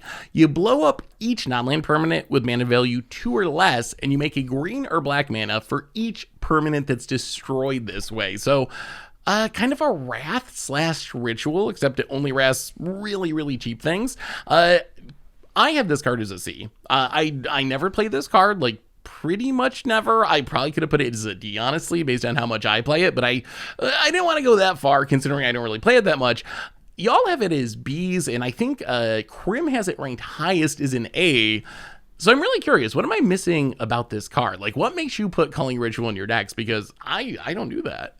Surprisingly enough, a lot of the things in Commander that are problematic to me, not really surprising, are all 2 or less mana, right? All the fast mana, I guess mana dorks and on top of that, right? So it's able to blow all that stuff up. And Tomer had mentioned this earlier, and it's a huge part of it too. Everything in the year 2021 makes a treasure, makes a token of some sort. This picks off all of that. And yeah, they can sack the treasure, but you've just caused them to sack their treasure. And then like, okay, sure, that's the first half of it. But then you do what green does best, which is miserably ramp your mana base up for that turn, right? And so you get to get this burst in mana, which then you can do any miserable green card that you can think of. And then like, so at that point, you're able to blow up so many things and like just speed out anything afterwards, right? I can drop like a random worm coil, who knows, whatever, right? Like oftentimes I will get, if I cast this spell, I'm not counting like CDH, right? But oftentimes when I cast this spell, I think I'm getting like +4 mana out of it. So it almost pays for itself. I mean, I worry that it's like the mana value 2 or less is too restrictive. When I think about it, like if I'm worried about artifacts primarily, and I'm in green, I got Creeping Corrosion, I got Bane of Progress. There's many different cards that can blow up all the artifacts that I want to that don't have that restriction. So I can see how it snipes mana rocks, but is that really enough? Just getting everyone's mana rocks and then maybe ramping a little bit? It's not just the sniping of the mana. It's the combination of the sniping of all the cheap stuff, the tokens, and then on top of that, giving you a ramp on top of it. So like if it were one or the other, it would not be as good. But because it's both, it is why I love the card. I see it as a ritual. Like Yeah. I prioritize the fact that it's making mana, and a common like way I analyze cards is I like mana efficiency. I like tempo plays. I like being able to cast something and then follow up with other things. This one, it kind of reminds me of like a pseudo mana geyser. I run mana geyser in every single red deck, have been for a long time, and you know it's a great way to power out like a really explosive turn. This is not quite a mana geyser because it's much more situational what people have on the battlefield, but it's offset by the fact that it does sweep the board of so many things. Like if you have Culling Ritual in your deck and you're able to generate like 8 mana off of this, which I don't think is like a tall order usually, you can cast this, wipe the board of a lot of like annoying permanents, and then just drop something huge onto the battlefield. I also like the idea of, you know, like you're culling, you know, the person who's playing heavy treasures. If somebody's on tokens, you're just living the dream, because not only do you wipe out all of their token army, but then you can power out like 10 mana, 20 mana worth of whatever. You can cast your entire hand out of your library or whatever. So that's why I like it. I really like these ritual effects, and I really like the fact that they just clear the board of all signets, all talismans, Sol Ring. They have to sacrifice their treasures, so they lose their treasures as well. Anybody who's going heavy on tokens, like an Edgar Markov or whatever, they just lose their entire board as well. And then you just drop something huge on the battlefield right afterwards as your follow-up. So I like it. I think it's a lot better in CDH, because CDH, the average CMC, the mana value of their decks are so low that you're like guaranteed to get a lot of value out of that. But even in like mid-range power decks with higher mana values, I think it's still good enough, especially in 2021 where like treasure is so prevalent and stuff. It legitimately just often pays for itself at the very least. But your downer card. So I think of it as a ritual, like Tomer, but right? it's like draw if more you cards. can Yeah, take a it's big a burst ritual. of 8 mana and do something useful with it, then I think you can play this card. But I would not like take out any Wrath and pretend this is a Wrath, right? This is like I have a ritual, I have a top end that's very powerful that will redraw me cards, right? Like I have like an 8-drop or a 6-drop or something that will refill my hand. So I'll just like sweep the little things away, power out that big thing, refill my hand, and I'm good to go. So Toski survives, so you could cast Toski's this. mana value 4, first of all. Yeah, but it doesn't sacrifice. Yeah, I mean, I so could it's- certainly. Yeah. So yeah, what I meant is like you could just like, we were talking about how like Toski is so absurd in any deck. You could just like Culling Ritual, get rid of blockers, cast your big spell, and then refill with Toski. Yep. I can certainly see if you build around it. If you're using like a ritual and you're playing a bunch of like tokens or something to blow up and trying to support it, but I don't know. The consistency issue worries me. I just imagine there's going to be some games where it's just going to get stuck in your hand and it's going to feel really bad. Yep. All right, moving on. Krim, what's an honorable mention that didn't make it the top 10, but you still think is pretty darn good from 2021? From 2021, it's a recent card, actually so recent that it's the most current set. It's Curse of Hospitality. I think this card, we talked about it, I think either on a podcast or something, but I love this card. It's a 2 and a red. It's an enchantment. It's a curse. You can, when you, let me see here. So enchant player, creatures attacking enchanted player have trample. And whenever a creature deals combat damage to enchanted player, that player exiles the top card of their library. Till end of turn, that creature's controller may play that card, and they may spend mana as though were mana of any color. This is obviously like just like putting a hit on somebody, right? You put it on the person that has like the best spells or the best things in the deck, like, and then you just get the whole table. You essentially goad the whole table to kill them. We already play, like, I think Curse of Opulence is a sweet card. This is just like, now instead of getting a treasure, which the treasure is very good because it helps you with your own game plan, this helps with just like getting like their best cards. And of course there's the emotional satisfaction of playing your opponent's cards for them, which is great. So like you're helping them play their deck. So I perceive it as just being a friend because you're getting them to play their deck, or everyone to play their deck even. And that has tons of, I value that highly. And if I'm playing a red deck, I'm probably going to have this.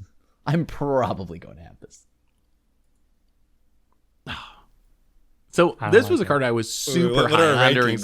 Oh yeah, so oh yeah, right. I put this at an A, I think. You put it as an A. Yeah. Seth put it as a B, and then Richard and I put it as a C. So this was a card I was super high on during spoiler season when it came out. And then the more I thought about it, the more how brutal it is to one person kind of turned me off to it. Like you mentioned Curse of Opulence. People get attacked repeatedly for a single treasure token. This really incentivizes the table to kind of murder one person really quickly. So that kind of made me a little hesitant to play it. Like, I don't know if I want to be putting that big of a target on someone's head. The other thing that I kind of don't like about it, the more I thought about it, is if you're just running this out on turn 3 or turn 4, or even turn 5, like fairly early in the game, your opponents are mostly getting the first crack at attacking the person and getting to play their cards because you're probably not going to have the mana. This doesn't make mana like Ragavan does. You don't get treasure tokens to cast the spells with. You do need the mana to cast them. So your opponents do kind of get the first crack at it. I still think it has potential to be a really good card. I haven't gotten a chance to really play it yet, so that's why I came in at a B, even though I was higher on it. If you had asked me like during spoiler season, probably would have been an A. Even if your opponents get a crack at it, like a first crack at it, that means they're not taking a crack at you. So, but will your opponent that you put this on even be alive by the time it comes back around to you, or do they just die from everyone else attacking? Less things I have to worry about, right? So this goes to a D to me because whatever you get off the top, like that person's gonna die. So not only did you create an unfun environment by killing someone, you didn't even get any benefit from it, right? So I doombladed a player. You essentially doomblade a player. That's great. Value. Yeah, but they don't die in the Three spot. mana. They sit there and suffer for 3 more turns as everyone like that's great. Takes away at their dead corpse. But if right? we're looking at if we're ranking by power level, doesn't that mean that's like an S? If it's like you pay 3 mana and 1 card to kill a player at the table. Yeah, like I that just sounds paid, amazing. I cast Hero's Downfall on this person, right? Like here you go. like strictly talking on power and like functionality of the card, I think this is like crazy good, right? Like. I would say power level wise, this card's bad, actually. What? Because like when I look at this card, it reminds me of a curse that I like way more. It's called Curse of Verbosity.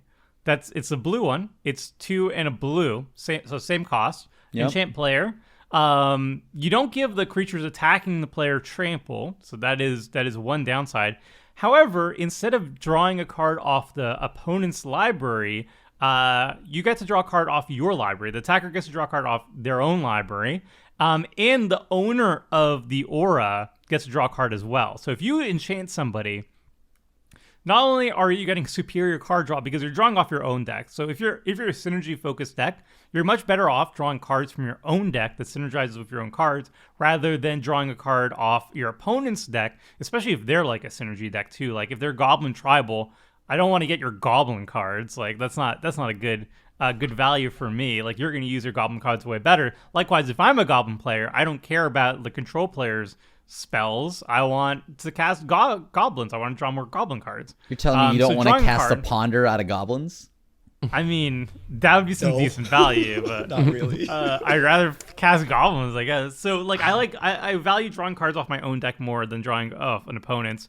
And also, I get to draw a card even if another person attacks the person. And guess what? That happens all the time. When I put a Curse of Opulence or Curse of Verbosity on somebody, they don't say like, oh, if I attack that person, then Tomer is going to draw a card too. They're like, no, I get to draw a card? Sweet. Draw a card. And then we both get to draw a card, and I get so much more value out of it. It doesn't kill them that quickly, I don't think. I don't really remember. I just remember all the value I get out of those curses, rather how much they suffer. This kills the other player though, right? Like it doesn't give them trample. Right, like this will kill the other player, or the player that you cursed with this, right? How relevant is trample? Like unless you have like stupidly large creatures, does it matter? Well, I think the other incentivizes attacking, right? Yeah, the other biggest difference though is like Curse of Hospitality is triggering for each creature you hit the person with.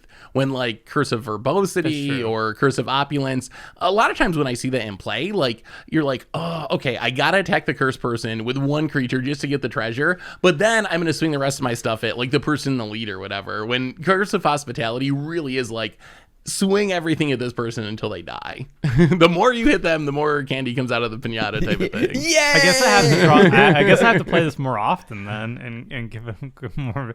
Maybe I'll put it a little bit higher. I'll put it. What was it? A C? This is close to 5-0 split, right? You get away with it, and then you'll be murdered immediately, right? Because like, yes, it's technically 5-0 game split winning good or and what? correct, right? But you're like, I don't know if this is what we signed up for, right? So I feel this will backfire a lot of the times. And a lot of the times, like, what other players draw off of it may be better, and you may be behind from playing this, right? Like, if Seth goes after me and hits the nuts, like, 5 cards, and But I that's have not him nothing 'cause I hitting spent... you.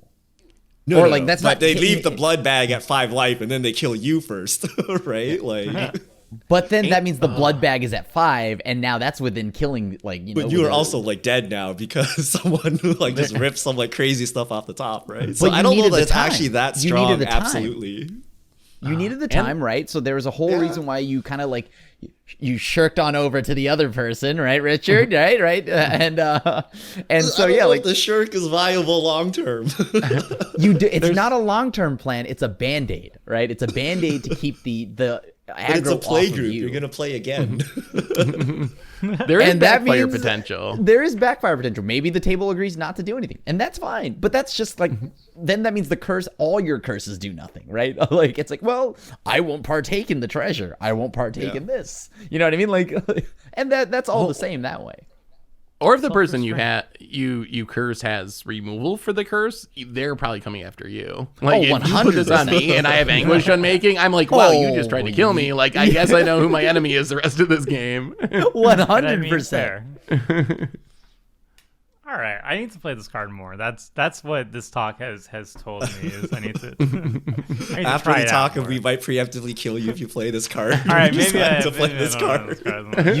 You should play this and then half play your combo.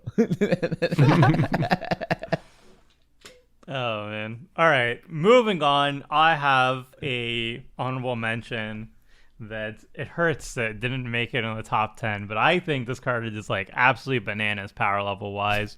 This is Storm Kiln Artist. It's a 3 and a red for a 2/2 creature dwarf shaman.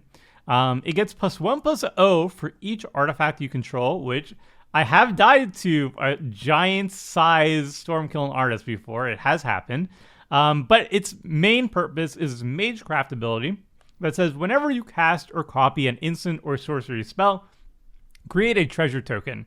I would argue that this card has fired off more alarm bells for me whenever I see it than even Burji, which made it in the top 10. This card, whenever I see it played, if it's not dealt with like in the first like turn, it just accrues a stupid amount of value. Making a treasure each time you cast or copy an instant or sorcery, just is it's like a red smothering tithe. That's the level that I'll put it at. Like this card needs to be dealt with immediately, or else the person who has control of it is just going to generate all the mana they could ever want, all the treasures they can ever want. If they have like any sort of artifact synergies, even better. But if they're a storm deck, they congratulations, you get the Storm off for free, essentially. That's what it reads to me. If you're Spellslinger, you have all the mana you'll ever use for the rest of the game. If you're Artifacts, even if you're not like super heavy on instant sorceries, you're going to be making stupid amounts of artifacts. Like this card, I wanted to put an S. It's not an S, it's an A for me. But it's ridiculous. It's like one of the most ridiculous cards. Like if I see it at the table and it's not dealt with, like I just know that person wins. That's how I feel about this card. A for me, B's for the rest of the table. I mean, so the ceiling on this card might be the highest on the list. Like, I think you're right. It is like one of the scariest cards that if someone plays it, you got to instantly kill it or it's going to kill you. But that's because the person who's playing it is probably playing it in a Spellslinger deck that has a lot of spells to trigger it. Like, if you play this in your, Auger of Autumn's deck, let's say, like, you're not going to get any value. Like, you got to be playing a bunch of spells for it to be good. Like so Toski and Creatures, Mr. S on all the Toskis. Toski does not require that much setup. This requires is the way nuts more in a setup. Storm deck or a Spellslinger deck, and like a 0 in every other deck. So I do not that's believe so that all of Magic is Storm, right? Like obviously this is like triple S in Spellslinger, right? But everything else is unplayable. Even artifact decks. I would not put this in a Boros artifact deck. It's like embarrassing. I would gamble it away. Would I even play this in a fine. treasure deck? Because treasures are made from other methods, right? I think you'd have to instants have a and lot of sorceries. spells. Like if you like- were like like some sort of treasury Seize the Spellslinger deck, spoils and- but Unexpected windfall and stuff. Yeah. Yeah, like that's the way you're making the treasures through instants and sorceries. But other than that, this is I don't know. very This is good. like the in Storm. definition of B, like the very definition of a B card, like the best card in a very narrow subset of decks, and I think that's like exactly what a B is. I gave it the same grading as I gave Toski. If I'm not in a creature heavy deck, I'm not running Toski. But if I'm in a But creature like heavy a deck, non-creature heavy deck okay. is like a lot less than like a non-Spellslinger deck, right? Basically, like Right. a lot of decks are just like have a bunch of random creatures in them, but Spellslinger is like a pretty specific archetype with a handful of commanders that you can run as your Spellslinger commander. When like creature deck is like 75% or 80% of the format or something. Like everything's a creature deck. well, I'm also more afraid of Stormkiln Artist than I am of Toski. Honestly. In Spellslinger. Yeah. Or So Storm. that's why I Yeah, put it sure. at the same A. But that means like you can't take a random deck and just throw this in and expect it to improve your deck, right? It has to be a Spellslinger You deck. have instants and sorceries in all your decks, even if you're not a Spellslinger So deck. if you only still have had 10 instants and spells, sorceries. would you play this? If I'm an artifact focused deck, I might. Maybe. I feel it's not enough, right? Wait, need why? actually a lot of You mean like spells. 15? Dude. Because if this were like this works. non-creature spell, then that's a whole different story. Yeah, But the fact that this is a specifically instant sorcery, that makes it a little bit more of a pickle, right? That means that it's very 2022. good in a It's like 2022, Electromancer, that right? would It's be like nice. crazy Yeah. in Storm, but like if you play any other deck, it's a meme, right? So like it doesn't really matter. goblin. I'm still keeping it as an A. I mean, it is a dwarf. You might play it in Magna decks, you know. Shaman Tribal. Would you, I know our No. editor Neotic has I'm pretty a sure I Shaman cut deck. this out of my dwarf decks.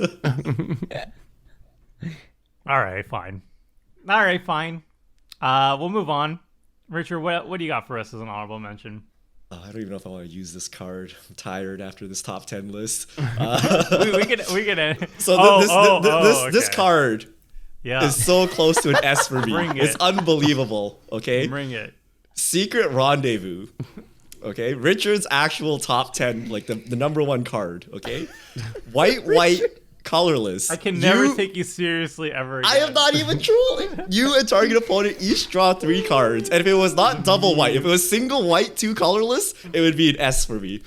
Memes! What do you mean? And the rating is Richard A. Everyone else D's. Like D's. No one even put it as a C. They're gonna discard it rather than cast gonna it. be I don't thumbnail want this in Card my of the deck. Gamble is too good for this card. Yeah, This card is this is never actual in my doo-doo. 99. I am This convinced card- that in 2-3 years we will look back at drawing your opponent cards something like mill or gaining life, right? Where before people were like, oh, if you mill your own deck, it's terrible, right? Like, oh, you're gonna put your bombs in the graveyard, or oh, you gained your opponent life, that's like terrible, right? Like you can't possibly cast Swords to Plowshares, right? This is 3 mana, draw 3 for you, 3 mana for someone else at the table, 3 more cards. It is one of the best, most efficient card draws in the format. I will play it in all decks. right? Garbage.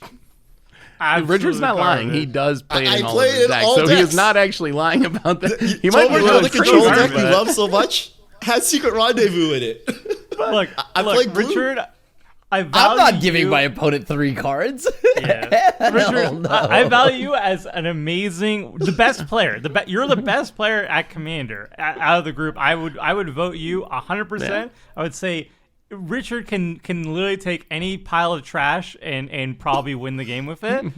This is a reason why I say you could take any pile of trash because you'll be running Secret Rendezvous. This is the You'll secret, say it's Tomer. What if good, I'm not and playing you'll a still secret win. pile of trash, but a secret pile of undervalued cards that are so All right.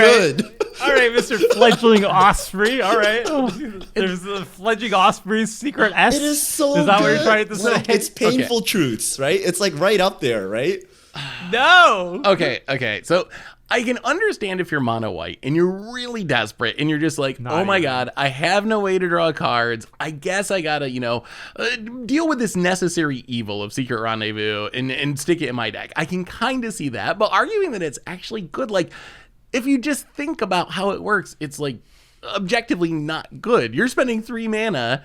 You're ending up with 3 cards. You're giving your opponent 3 cards. They didn't spend any mana. Like, it's like it boggles okay, my okay, mind. okay, okay. It Think about literally this It's way. down boggles my a mind. card. Think about it this way, right? So normally in a game of Commander, right, it's your 7 cards versus your opponent's 27 cards. There's 3 people at the table, right? So that ratio is 1 to 3. When you draw 3 for yourself and 3 for the weakest player, you're decreasing that ratio. You're drawing more cards for yourself, Wait, right? Like it's, But it's imagine actually if- better, right? But what if you Does- just draw 3 and don't give the weakest player 3 and then it's How many that's 3 even mana better. draw What threes if are there you're in the Magic? weakest player, Richard? right? What if you're the weakest player? yeah, Do you still can't wanna target give somebody yourself else? as the You opponent. won't be because you cast Secret Rendezvous. Oh my god. No, no. But like, there's not many 3 mana draw threes in Magic, right? There's only painful truths. Yeah. Right? No, that's I think in 2021, as much as card draw in white is a meme, I think this is actually just, it doesn't make the cut. Maybe in like 2010, Magic the Gathering, this made the cut. I played in Selesnya decks. I played in Azorius decks. Oh god. I've not even checked my deck list. No, like, check he's the not deck list lying, on but- Commander You're also Clash. running. You're. What would you rate Cartographer's Hawk? Just out of curiosity. I think it's an A. Oh, I think it's an A. Like, I would no joke I think rank this it's as a an S B. if you could cast it in all decks, but it's double white, so it's Oh my hard. Cartographer's Hawk is better than this, though. I will like Cartographer's Hawk. I is would. better I would than Secret agree. Rendezvous. I would agree. The Cartographer's, and I rate Cartographer's Hawk a C. One day you're going to see that giving one person at the table, typically the weakest person, something is an upside, right? Just like we saw milling as bad. You're like, why would you mill yourself? That's ridiculous, right? Why would you pay life to cast spells? That's ridiculous, right? Why would you give your opponents life? One day we're going to see in multiplayer, giving another person cards is good, and it also makes more fun, right? Like, we've all had that person, let's say Krim, stuck on 2 lands because he decided to Shadow Skull smashing some stuff, right? Like, you could Secret Rendezvous him to get him back in the game and have an interactive 4-player game, right? Like, it's just so good. Everyone should play it. I 5-0 split that, all right? And that was 5-0 split good. And guess what? I lived long enough, okay? I feel like there's like a 90% chance Richard is just insane, and then like a 10% chance I'm he's just not like trolling. a visionary genius that's like Like, 5 all years the ahead of his comments say time that in Richard Commander comes theory. up with these like crazy ideas just to troll the table and to like spark controversy, but I actually believe it's a really good card. look, I like. No, there's you a- don't. Possible. I like. I played in all my decks. He does. I like he's Kineas not and by Tyro. playing it. I like Kineas and Tyra. It helps the table, but it helps me the most. That's you the guys, main you guys difference. memed Dowsing Dagger. You guys memed Coveted Yeah, Jewel. Look, I mean, Coveted Secret Jewel is Rendezvous. still kind of memey. all Secret Rendezvous had to do is either draw me more cards or make my opponent spend more mana than me to cast it. That's it. And then I would say this is a good card. Like, if Secret Rendezvous just said 3 mana, draw 5, and your opponent gets to draw 3, A+ for me. I'm That up card a is card. like so ridiculously broken. No, mana I'm, was but, draw I'm, pretty broken. but I'm up a card, and they still got to draw 3 for 0 mana. I had to spend 3 mana. They had to spend 0.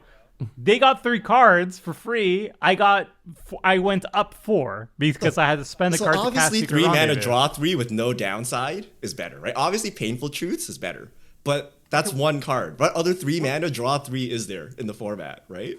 There's the blue one. The one blue Oh. if you have a City's Yeah, Blessing. the Ascend that you guys mock me for playing all the time. Yes, that one. That one is also pretty good, but it's a late game spell, right? You can't do it on turn 3. Jessica's Will. Jessica's Will. There you go. Jessica's But Will's that's good too. temporary. Yes, that's temporary. Jessica's Will is And like you need a one commander without. out, which is hard to do on turn 3 unless you're playing, Rogak. Richard might be winning me over. Not that it's No. good, Okay, but maybe that it can't maybe be D. giving your At least C opponent's or B. cards is like. Maybe If giving your I- opponent's cards isn't as bad as I think it is. Maybe I'm like biased because I play so many 60 card formats and I'm just so used to like, like you wouldn't cast this Yeah, in 1v1 Standard this or in is Modern. terrible. Like You it never would played this. absolutely wreck you. So maybe my thinking on Commander needs to evolve. And Richard's just way ahead of the rest of us, and he's actually like had this. I don't know, this flash of genius about how it's okay to give your stroke of opponent's genius. cards, and we just haven't caught up yet. Like it's not impossible. Maybe. I'm not saying it's likely, but there's some chance that that's happening. All here. right, Seth, give me a C. maybe- Give me a C. I'll give you a C. I'll give you a That's C. right. I Maybe can't the go guy above who that, but I'll give regularly you a plays C. Fledgling Osprey in his bird tribal Look, deck. that's a meme. He's just a little crazy when it comes That's to a deck meme. Beats us building. with I don't us. know. The secret beats us rendezvous with is what it. makes those birds work. Are you sure it isn't Toski Toski? is what makes those yeah, work. It's like also Tos- Toski. Oh, it's also Toski. Okay, Also Toski is Toski, the all right. supporter in all It's of this. three One of mana these things are Toski. not like the other. Sorry. I'm sticking to my D's. I'm sorry, Richard. Yeah, this is never going in a deck of I mine. just want to clip this. In 4 years, we're going to come back and all Maybe cards one in day. Commander will be like this. And we're like, why would you not spend 3 mana to draw 6 for you and your ally? Yeah, why wouldn't you go down a card compared to your opponent? That's, Because you have nothing better to do. There's no other 3 mana draw 3s. If this were 3 you can mana, still just okay, draw cards in white 4. without drawing 3 for 3. I don't know. Run good cards. There's Welcoming Vampire. There's Mentor of the Meek. That there's requires equipment synergies to draw cards. cards. What if you're mana screwed and you can't make your 4th land drop, right? You need the burst of card draw, like not, I'll convince you. I already played control decks. I literally played Azorius control with Secret Rendezvous in it. I will show I'd you. rather, And I'd rather crushed run us. Liar's Pendulum. I'd rather run Liar's Pendulum in this card. Those are funny I will words. have to keep playing this. I have to play white the rest of my life just to show. I'll run Liar's Pendulum. It's gonna pop off, and I'll be like, "See, this is better than Secret Rendezvous. Everybody, buy it out right now." Maybe that's another A card. It's It is. there could be multiple It A is. cards. Tomer. Could use it politically. I need to right. buy this card out before everyone gets wins. What is it, uncommon? You need to sign them first. We could put them on the store as like a. It's good. Oh, you guys need me for right. Dowsing Dagger for so long. Wait, I just gotta. It's turn wait, this- I like turn the Dowsing narrative. It's because you Dagger. always have Dowsing Yeah. Dagger on too. That's why it's Yeah, good. the meme is you I have got, it on I got two, Seth not on the that you use Vesuva that card. Thespian stage. I'll get him a Secret Yeah, but- Rendezvous. He's slowly getting there. I'm getting him. I figure Richard wins all the time, so he must be doing something right, even if it doesn't make a lot of sense. Like Everybody maybe buy he out knows more than we Cartographer's do. Hawk. You Rushing heard it here, folks. Card Kingdom. right. I gotta call ever. Card Kingdom. Get them to stock up Secret Rendezvous before right. the spike happens. All right, everybody. We did a top 10, and then we did a round of our honorable mentions. So at this point, you probably have a good idea of what Secret we Rendezvous think. is more of like an honorable, like a dishonorable mention, I think. Yeah, okay. No, we have already settled. It's in the top 10 list. It's Okay. in the video. Okay. It's not in top 10 lists. It's definitely mentioned. How about that? It's mentioned. All right. We did mention it. We will It's in not the slander Secret podcast. Rendezvous anymore. I'm not cutting it at this point. All right. So hopefully that helps you with your decision making, your last minute buy list or whatever on what cards you want to pick up from this year. I know going into this podcast, I literally did not remember what cards were printed this year. I had to look them up because the last couple of years have all been a blur. So if it's been the same for you, hopefully these lists helped you. And if you are familiar with these cards, hopefully our 4 differing perspectives may have changed your opinion on one or more cards, not counting Secret Rendezvous. We need to add, Tomer, that. So we ranked literally 40 cards. So Oh, yeah. we will post it in the article on the website and also in the description on YouTube. So if you're listening on Spotify, you can head there and see how we ranked, what we thought were the 40-ish best card. We basically took every card that seemed playable from the last year and we ranked them all, and that's how we came up with this list. Indeed. So we only went for our best hitters, and for the honorable ones, the spiciest discourse only. So if you want to do the full thing, just check out the comment section and whatnot. It will be attached. And that's it for our show, everybody. Hope you enjoyed. Thank you so much for reaching all the way to the end. Be sure to like and subscribe to help the channel grow. You know the whole deal. And that's it, everybody. See ya.